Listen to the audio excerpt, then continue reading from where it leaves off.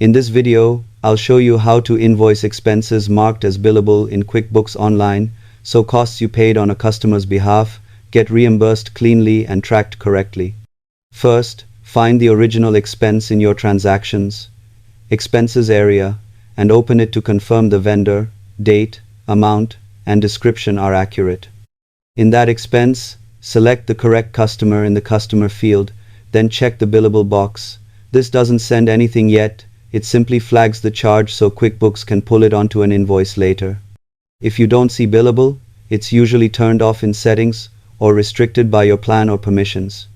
Next, click New and choose Invoice, then select the same customer on the invoice.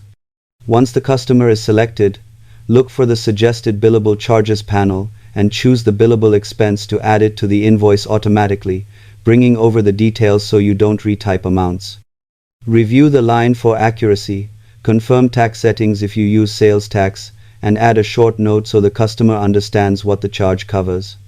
Preview, then send the invoice, and QuickBooks links the billed amount back to the original expense for clean reporting. Subscribe for more QuickBooks tips that speed up billing and keep books accurate.